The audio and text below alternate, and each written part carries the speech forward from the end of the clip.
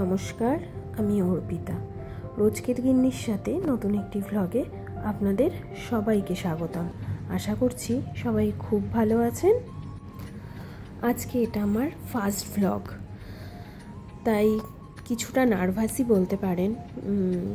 Actually প্রথম start তো, আজকে ফার্স্ট দিন, কি বলবো, কিভাবে কথা বলবো সেটা ভাবতে ভাবতেই অনেকটা সময় লেগে যাচ্ছে। চলুন তাহলে আজকে একটু আলাপচারিতাটাই সেরে নেওয়া যাক। ফার্স্ট ভ্লগ যেহেতু, প্রথম পরিচয়, একটু কিছু আলাপ পরিচয় না হলে আপনারাই বা জানবেন কেমন করে, বা আপনাদেরই বা আমি জানবো কেমন করে, তাই না?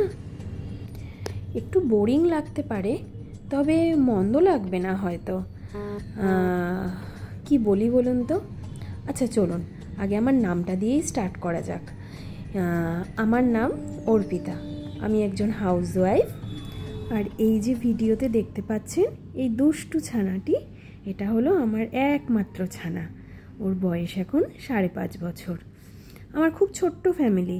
অ্যাকচুয়ালি আমরা থাকি উড়িষ্যাতে, আমাদের বাড়ি কলকাতায়, কিন্তু হাজব্যান্ডের জবের সূত্রে থাকা হয় উড়িষ্যাতে। তো এখানেই সব কিছু, ফ্ল্যাটের মধ্যে একা একা বসে থাকতে সত্যিই সময় কাটে না। সারাক্ষণ বাচ্চাকে নিয়ে ওর পেছনে ঘরের কাজ করে তো টাইম পাওয়া যায় না, ঠিক আছে, তবুও দিনের শেষে কোথাও মনে হয় যে খুব লাইফটা বোরিং লাগছে। তাই ভাবলাম একটু আপনাদের সাথেই আড্ডা দেওয়া যাক। আসলে এখানে আড্ডা দেওয়ার মতন সেইভাবে কাউকে পাই না। নন বেঙ্গলি তো সবাই, বাঙালির মধ্যে ব্যাপারটা, আলাপচারিতাটা একটু হয়তো আলাদাই হয়। আসলে শুধু বাঙালি বলে না, সব জায়গার মানুষের মধ্যেই সেটা হয়তো আছে, কিন্তু নিজে একজন বাঙালি তো, তাই বাঙালি নিয়ে একটু গর্বটা আলাদাই বলতে পারেন। আসলে বাঙালিদের মতন আন্তরিকতাটা মনে হয় আর কারোর মধ্যে পাই না। হয়তো আমার এটা মনে হয়, তো সবার নাও মনে হতে পারে। যাই হোক, আমার ছানার নামটাই বলা হয়নি আপনাদের। ওর নাম রায়ান, আর ওকে আমরা ডাকি বাড়িতে পাপান বলে। আর ওর মনামার কাছে ও ডিঙ্কা। মনামা বলতে বললাম, মনামা হলো আমার মা, যে আমার ছেলের সেকেন্ড মা। আমরা এখানে সবাই একসাথেই থাকি। সবাই বলতে আমি, আমার এই ছোট্ট ছানা, আমার হাজবেন্ড, আমার মা আর আমার শাশুড়ি মা, সবাই মিলে এখানে একসাথেই থাকা হয়। আমার মায়ের সাথে ওর আসলে বন্ডিংটা একটু অন্যরকম। ছোট থেকে পুরো মায়ের হাতে মানুষ তো, পুরোটাই মায়ের হাতে তৈরি, তো একটু মা ঘেরা। একদিন আপনাদের সাথে পরিচয় করিয়ে দেবো আমার মায়ের। আজকে তো প্রথম দিন, আজকে নয় কথার মধ্যে থেকেই আলাপ পরিচয়টা থাক। দেখুন, আপনাদের সাথে গল্প করতে করতে দিনের অনেকটা সময়ই কাটিয়ে ফেললাম, বুঝতেই পারলাম না কোথা থেকে টাইমটা চলে গেল। আজকে আমার ছানা স্কুল যায়নি, তার জন্য একটু লেট করে উঠেছে, তাই ফ্রেশ করিয়ে ওকে একটু পড়তে বসিয়ে এলাম। আর এখন আমি বানাচ্ছি ওর জন্য ব্রেকফাস্ট। ও আসলে কিছু চাবিয়ে খেতে পারে না এখনও সেইভাবে। 5.5 বছর বয়স হলো বটে, তবে 5 বছর অবধি ও পুরো পেস্টই খেত। তো সেই অভ্যেসটা এখনও সকালের ব্রেকফাস্টে আছে। আসলে বলতে পারেন অভ্যেসটা চেঞ্জ করার মতন সময় হয়ে উঠছে না। সকালবেলায় স্কুলের চাপ থাকে, সমস্ত দৌড়াদৌড়ি ঝাপাঝাপির মধ্যে ওকে নিয়ে যে ধৈর্য ধরে বসিয়ে চাবানো করাবো, সেটা কোথাও যেন আর হয়ে ওঠে না। সারাদিনের মোটামুটি খাবারগুলো এখন কভার করে নিতে পেরেছি।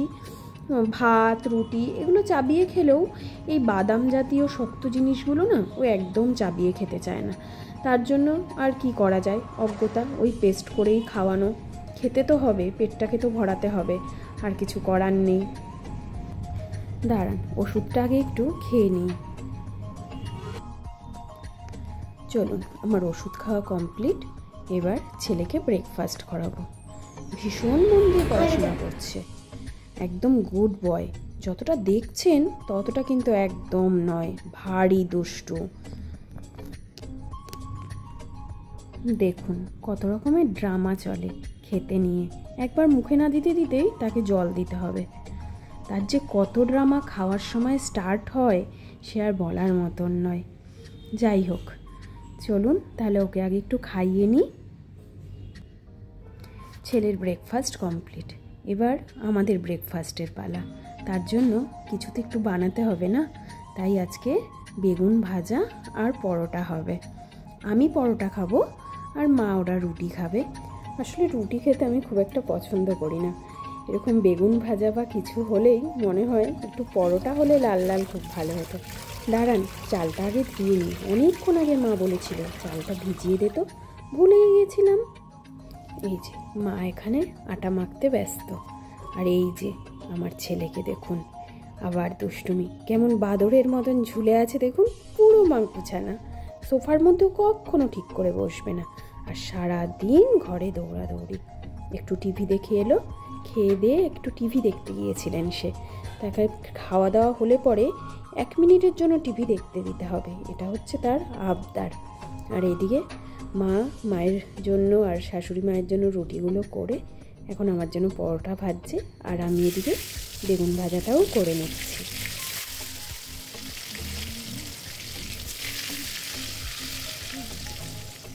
লাল লাল বেগুন ভাজা একদম রেডি হয়ে গেছে, এবার শুধু খাওয়ার পালা। দেখুন মা পরোটাটা কি সুন্দর ভেজেছে না, আমার ভীষণ ভালো লাগে মায়ের হাতের এই লাল লাল পরোটা। আমার হাতে এটা হয়ই না, আমি কত চেষ্টা করি এরকম করতে, আসলে মায়ের হাতের ছোঁয়াটাই হয়তো অন্যরকম। খাওয়া দাওয়া করে এখন আমার ঘর মোছার পালা, আর এইদিকে মা ছেলের জন্য রান্না করছে। এই দেখুন, আবার লুকোচুরি খেলা আর ছোটাছুটি, ব্যাস। তাকে বলছি স্নানে যেতে, সে লুকোচুরি খেলতেই ব্যস্ত। দেখুন আপনাদের সাথে গল্প করতে করতে মায়ের এদিকে রান্নাও হয়ে যাচ্ছে। মা এখানে ছেলের জন্য আজকে পনির রান্না করছে, আসলে আজকে মঙ্গলবার তো, আজকে আমাদের নিরামিষ, তার জন্য মা ওর জন্য পনির রান্না করলো, পেঁপে ভাতে আর পটল ভাজা। আর আমাদের দুপুরের লাঞ্চটা হবে পেঁপে ভাতে আর পটল ভাজা দিয়ে। খেতে কিন্তু বেশ ভালো লাগে, আলু ভাতে পেঁপে ভাতে দিয়ে পটল ভাজা দিয়ে ভাত খেতে, আমি তো ভীষণ ভালোবাসি খেতে। আপনাদের সাথে গল্প করতে করতে দিনের প্রায় মাঝামাঝি সময় চলেই এসছি বলতে পারেন, দুপুর এখন 3টে বাজতে যায়।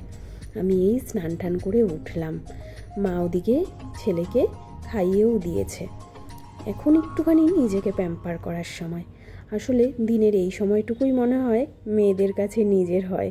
হাউসওয়াইফ হলেও ঘরে কিন্তু কাজ কিছু কম থাকে না, তাই না?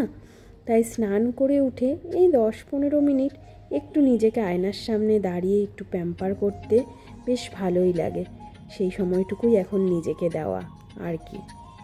তাহলে চলুন আজকের ভ্লগটাকে এখানেই শেষ করা যাক। প্রথম দিন হলেও গল্পটা কিন্তু বেশ ভালোই হলো, তাই না? আপনারা জানাবেন কিন্তু আমার গল্প শুনে আপনাদের কেমন লাগলো। তাহলে সবাই খুব ভালো থাকবেন, সুস্থ থাকবেন, দেখা হবে নেক্সট একটি ভ্লগে।